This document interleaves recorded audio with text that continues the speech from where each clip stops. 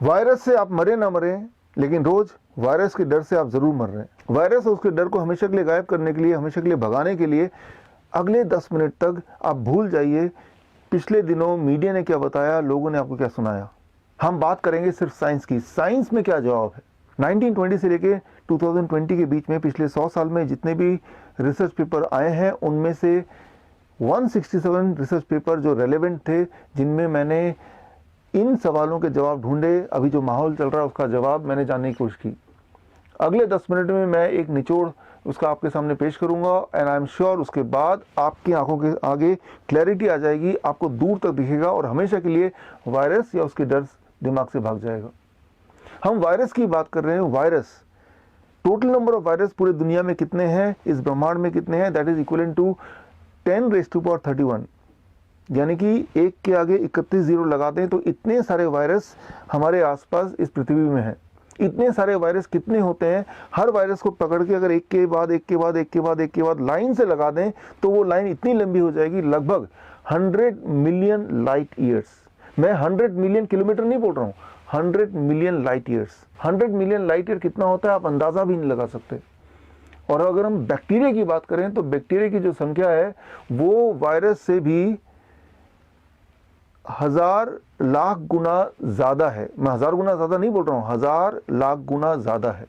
इतना ज्यादा कि आपके दांतों के बीच में जो फंसा हुआ छोटा सा प्लैक है उसको निकालेंगे तो उसमें भी जो वायरस की, जो बैक्टीरिया की काउंटिंग होगी वो होगी लगभग 10⁻11। 10⁻11 कितना होता है, वो इतना होता है जितने इंसान इस दुनिया में अब तक पैदा हुए हैं वो टोटल कर लें तो इतना होता है। यहां तक कि इस वक्त आपके पेट में लगभग 1 किलो बैक्टीरिया है।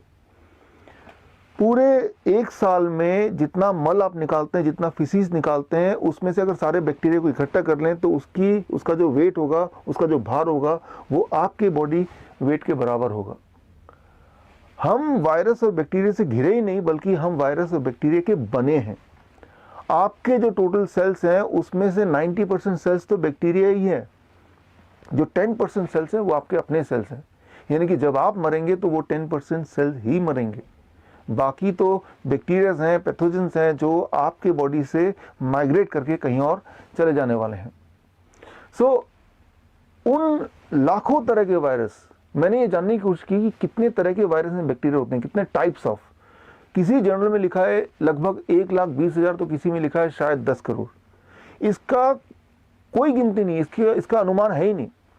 चाहे वो 1,20,000 हो, चाहे 10 करोड़ हो, उनमें से एक है कोरोना वायरस। और ये जो कोरोना वायरस है वो तब से है जब से ये पृथ्वी है, शायद हम इंसान के पैदा होने से पहले से। हो सकता है हजारों बार आपको जुकाम हुआ, बुखार हुआ, फ्लू हुआ, उनमें से कभी ना कभी कोरोना वायरस भी रहा हो उसका जिम्मेदार। नया सिर्फ इतना है कि अभी हमें एक लेंस मिल गया है, डायग्नोस्टिक टूल मिल गया है कि हम पहचान पा रहे हैं कि वो कोरोना वायरस है। That is the only new thing. ऐसे में ये सोचना कि कोरोना वायरस से बचने के लिए हम दरवाजा बंद करके घर में रहें या हाथ को सैनिटाइजर धो लें, वो कुछ ऐसा ही होगा कि कोई आपको उठा के समुद्र के बीच में फेंक दे और मैं आपको एक छाता पकड़ाऊं, वो भी जिसके चिथड़े उड़े हैं कि इस छाते से पानी से बच लीजिए। आप बच ही नहीं सकते, क्योंकि हम इसके बने हैं, हम इससे घिरे हैं। वो तो हर जगह है, अभी भी है इधर उधर, बस हमें दिखते नहीं है। आप बोलेंगे तो क्या इसका मतलब है कि वो जो हजारों लोग मर रहे हैं, लाखों लोग पीड़ित हैं, तो क्या वो सब झूठ है? ये सब कुछ सही है कि 10,000 लोग या 11,000 लोग मर चुके हैं कोरोना वायरस से, लेकिन इससे बड़ा एक और सच है। अगर वो सच आपने नहीं जाना तो आप जरूर मारे जाएंगे। मैं उस सच को आपके सामने पेश कर रहा हूं एक उदाहरण के माध्यम से। इमेजिन कीजिए आपके सामने एक खूंखार जंगल है, उस जंगल को आपको पार करना है। उस जंगल के गेट के सामने बहुत सारे दुकानें लगी हुई हैं, वो सारे हैं वेपन्स की दुकानें, औजार की दुकानें, और वो सारे दुकानदार अलग अलग जानवरों के औजार बेच रहे हैं। एक दुकान में गुलेल रखा हुआ है कि भाई जंगल के अंदर बहुत सारे खतरनाक पक्षी हैं, चिड़ियां हैं, उनको मारने के लिए गुलेल ले जाइए। एक दुकानदार भालू के लिए कोई चाकू बेच रहा है कि ये चाकू से भालू मर जाएंगे या भाग जाएंगे, ये भी खरीद लीजिए। तो अलग अलग जानवरों के अलग अलग वेपन्स बिक रहे हैं, और सारे दुकान के ऊपर टीवी स्क्रीन लगा हुआ है, और जिस टीवी स्क्रीन में उनकी पब्लिसिटी चल रही है। लेकिन उनमें से जो बंदर वाले दुकान का जो टीवी स्क्रीन है, बंदर वाले दुकान में डंडे मिल रहे हैं। ये डंडा ले जाइए, जंगल में बहुत सारे खतरनाक बंदर हैं जो आपके मोबाइल फोन को छीन सकते हैं, आपके कपड़ों को फाड़ सकते हैं, आपको मार सकते हैं थप्पड़, या आपको इवन मार डाल सकते हैं। उन सारे स्क्रीन में, टीवी में जो बंदर वाला जो दुकानदार का टीवी है वो ज्यादा बड़ा है, उसमें से ज्यादा आवाजें आ रही हैं। आपका सारा ध्यान बंदर से बचने पे है। कैसे भी करके मुझे बंदर से बचना है, एक के बजाय 2 डंडे ले गए और जंगल से जब निकल रहे हैं तो आपका सारा ध्यान है कि बंदर तो नहीं, कैसे बचूं।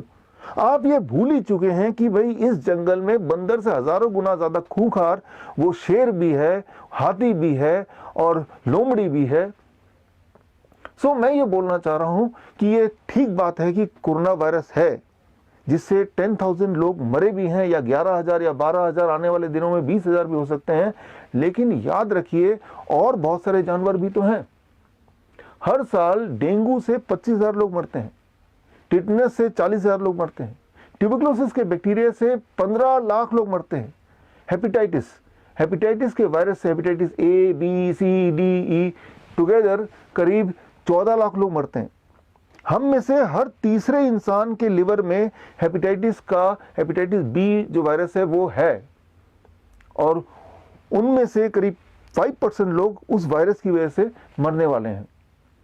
अब ऐसे में अगर हम अपना सारा कंसंट्रेशन सिर्फ उस एक कोरोना वायरस पे लगा दें जिससे 10,000 या 20,000 लोग मरे हैं या मरने वाले हैं, तो आप याद रखिए कि टोटल काउंटिंग अगर कर लें हर तरह के पैथोजन से हर साल मरने वाले लोगों की, वो है लगभग एस्टिमेटेडली 1,70,00,000।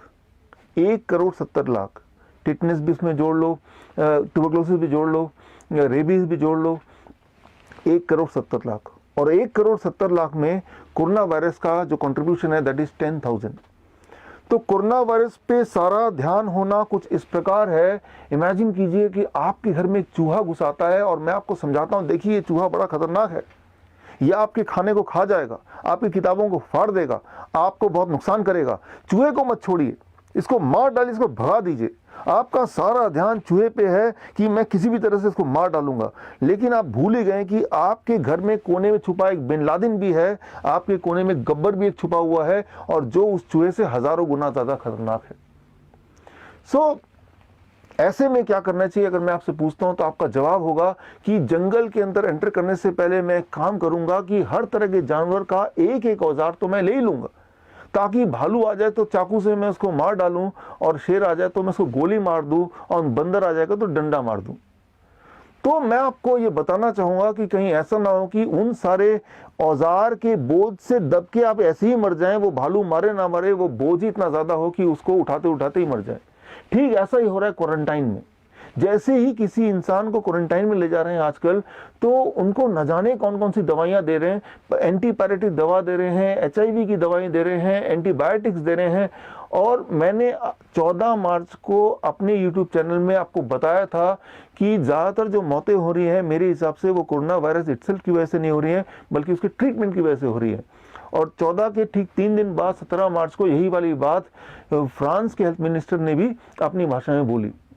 सो अगर आप ऐसा सोचें कि एक एक वायरस से बचने के लिए आप अलग अलग औजार लेंगे, अलग अलग वैक्सीन लेंगे, अलग अलग दवाइयां लेंगे, तो याद रखिए कि उन दवाइयां, उन वैक्सीन के बोझ से आपकी इम्यूनिटी अपने आप ही कॉम्प्रोमाइज हो जाएगी, और बिना किसी वायरस एंड बैक्टीरिया के मारे आप खुद ही अपनी मौत मारे जाएंगे। तो ऐसे में क्या करना चाहिए, इस पे हमें फोकस करना होगा, इसको हमें समझना होगा। देखिए यहाँ पे सबसे इंपॉर्टेंट बात है प्रिवेंशन। क्या करें कि बैक्टीरिया वायरस आपको अटैक ही ना कर पाए। सो इस सवाल का जवाब मैंने उन 167 जो आर्टिकल्स है, रिसर्च पेपर है, उसमें ढूंढने की कोशिश की। उसमें बड़ा सिंपल सा आंसर है। सिंपल आंसर ये कि अगर आपके ब्लड प्लाज्मा में अबाउट 50 माइक्रोमोल पर लीटर के आसपास विटामिन सी की मात्रा होती है, तो 80% चांसेस हैं कि बैक्टीरिया वायरस आप पे अटैक नहीं कर सकते, और अटैक करेंगे भी तो हमारी इम्यूनिटी लड़ के उसको हरा देगी और आपको पता तक नहीं चलेगा। इस बात को समझने की कोशिश कीजिए कि 2 बातें यहाँ पे हैं। एक तो क्या हम करें कि हमारे बॉडी में, हमारे ब्लड प्लाज्मा में 50 माइक्रोमोल पर लीटर के आसपास का विटामिन सी हो। उसका तरीका बहुत ही आसान है। उसके लिए आपको रोज या तो 2 आप मौसमी खाइए चबा चबा के इसका जूस निकाल के, या फिर आप 1 अमरूद लीजिए, या फिर आप 3 मीडियम साइज का आम लीजिए। इनमें से कोई भी एक चीज अगर आप रोज खाएंगे, एक नियम बना लेंगे, तो रोज आपके बॉडी में 0.2 ग्राम विटामिन सी जा रहा है। बस इतना ही करना है। माइनस एनिमल प्रोटीन को कम कर दीजिए। एनिमल प्रोटीन मतलब जानवरों से निकला हुआ प्रोटीन। कोई भी ऐसा फूड जो जानवरों से निकलता है, जैसे डेयरी प्रोडक्ट है, अंडा है, मीट है, मछली है, इन सब में जो एनिमल प्रोटीन होता है, वो एनिमल प्रोटीन विटामिन सी के एक्शन को डैम्पन कर देता है, डिप्रेस कर देता है। और ऐसे में सारी दिक्कतें होती हैं, और ऐसे में हमारी इम्यूनिटी कॉम्प्रोमाइज हो जाती है। हमारी इम्यूनिटी एक्चुअली काम कैसे करती है? बड़ा सिंपल है। हमारे ब्लड में कई तरह के सेल्स है, उसमें से एक सेल का नाम है व्हाइट ब्लड सेल, जो कि आपके बॉडी के सोल्जर्स बोल सकते हैं, इम्यूनिटी बोल सकते हैं। जैसे ही कोई बैक्टीरिया या वायरस हमारे बॉडी में अटैक करता है, तो वो व्हाइट ब्लड सेल आंसू गैस की तरह कुछ छोड़ता है, जिसका नाम है ROS, रिएक्टिव ऑक्सीजन स्पीसीज।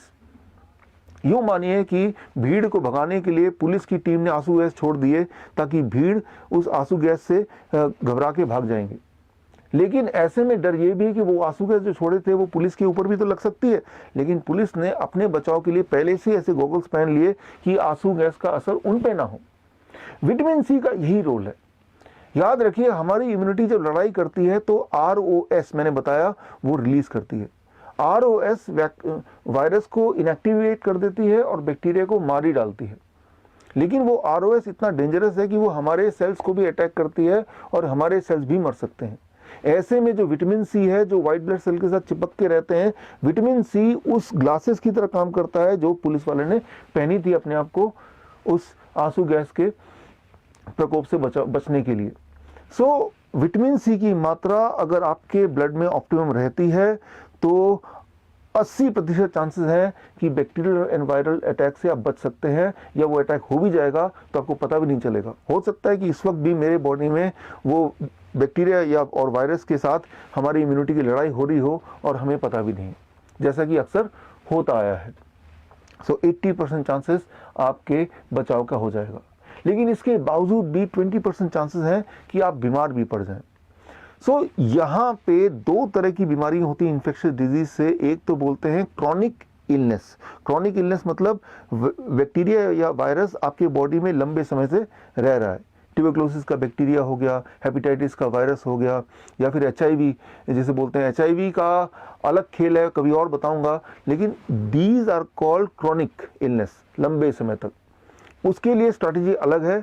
और एक होता है एक्यूट इलनेस, जैसे कोरोना का वायरस अभी आया, थोड़े दिनों में चला जाएगा, या फिर टिटनेस, या फिर रेबीज, या फिर डेंगू, या फिर चिकनगुनिया, या फिर H1N1। ये बोलेंगे एक्यूट इलनेस। एक्यूट इलनेस में क्या करना है? एक्यूट इलनेस में जो रिसर्च पेपर मुझे मिला, उसका सिर्फ एक ही हथियार है। वो हथियार है कि जिस दिन पहला साइन मिले कि आप बीमार पड़ गए हैं, फ्लू लाइक सिम्टम हो, उस दिन आपके खाने में, आपका फूड इनटेक में विटामिन सी की मात्रा बढ़ा के कर देना है 6 ग्राम पर डे। 6 ग्राम पर डे विटामिन सी। आप बोलेंगे मैं टैबलेट ले लूं 6 ग्राम विटामिन सी? नहीं, टैबलेट लेंगे तो उल्टा असर होगा। क्यों उल्टा असर होगा? ये सवाल का जवाब आप रिसर्च पेपर में पढ़ सकते हैं, जो इस लिंक में जाके देख सकते हैं। लेकिन आपको फ्रूट्स एंड वेजिटेबल के माध्यम से ही विटामिन सी लेना है। सो कितना? लगभग 6 grams per day, 6 grams to 8 gram, depending on कि आपकी बॉडी वेट कितनी है। अच्छा, 6 ग्राम विटामिन सी हर दिन लेने के लिए या पहले दिन लेने के लिए कितना क्वांटिटी ऑफ फ्रूट लेना पड़ेगा? ये देखिए, ये है 25 मौसमी, 3 ग्राम इसमें विटामिन सी है, 3 ग्राम ओनली, और ये है 25 और मौसमी। तो ये अगर आपके पेट में चला जाए तो टोटल होगा 6 ग्राम। आप सोचेंगे इतना सारा मैं कैसे खाऊंगा? जाहिर सी बात है, इतना सारा आप नहीं खा पाएंगे। तो उसके लिए आपको 3 दिन के लिए पीना है, खाना नहीं है। मैं इसको बोलता हूं 3 step diet: liquid, fluid and solid. Step 1, day 1 I call it a liquid diet. Liquid diet का फॉर्मूला देखिए। लिक्विड डाइट का फॉर्मूला है your body weight divided by 10। आपका बॉडी वेट अगर 60 kg है, divide by 10 that become 6 glass of citrus fruit juice. Glass जब बोल रहा हूँ तो 400 ml का बड़ा ग्लास सिट्रस फ्रूट जूस, मतलब मौसमी है, संतरा है, किन्नो है, पाइनएप्पल है, इनमें से किसी का जूस। 6 ग्लास पूरे दिन भर में, और 6 ग्लास ही कोकोनट वाटर पूरे दिन भर में, इतना बड़ा। और कुछ नहीं खाना, कुछ नहीं पीना। Day 1। Day 2 I call it fluid day. Fluid day का फॉर्मूला आपके सामने है, मतलब आपका बॉडी वेट डिवाइड बाय 20। मान लीजिए आपका बॉडी वेट 60 है, divide by 20 that becomes 3 glass of citrus fruit juice, fresh fruit juice and 3 glass of coconut water, plus आपका बॉडी वेट इंटू 5। आपका बॉडी वेट मान लो 60 kg into 5 that becomes 300 grams of cucumber and tomato, टमाटर और खीरा 300 ग्राम। ये हो गया day 2 का डाइट। कुछ और नहीं खाना, कुछ और नहीं पीना। तो डे 2 तक आप देखेंगे कि आप नियर नॉर्मल लगेगा। डे 1 में आपका टेम्परेचर हाई रहेगा, लेकिन 102 से ऊपर नहीं जाएगा या 103 से ऊपर नहीं जाएगा। डे 2 में आपका टेम्परेचर थोड़ा और घटेगा, लेकिन फीवर जो सिम्टम है वो भी थोड़ा हल्का होगा, आपको ठीक लगने लगेगा। Day 3 I call it solid diet. Day 3 में 12 बजे तक का प्रिंसिपल है, आप देखिए स्क्रीन पे, 60 kg आपका बॉडी वेट डिवाइड बाय 30।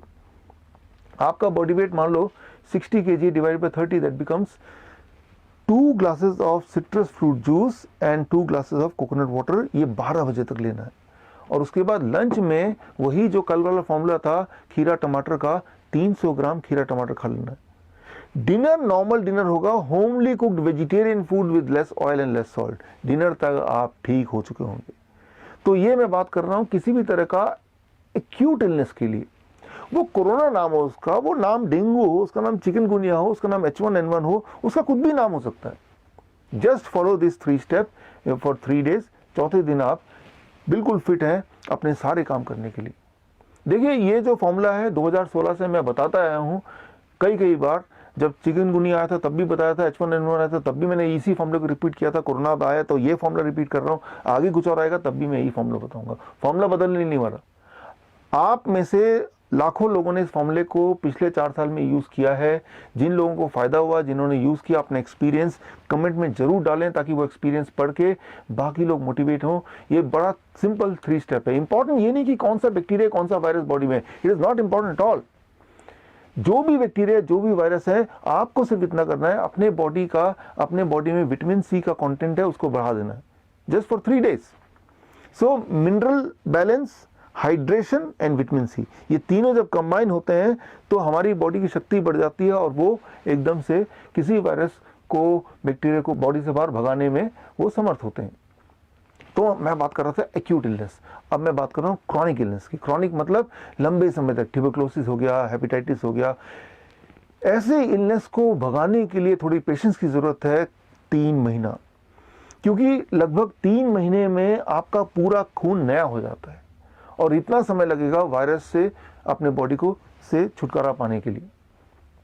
सो 3 महीने के लिए क्या करना है, इसका नियम बड़ा सिंपल है, इट इज कॉल्ड 2% रूल। याद रखिए 2% रूल।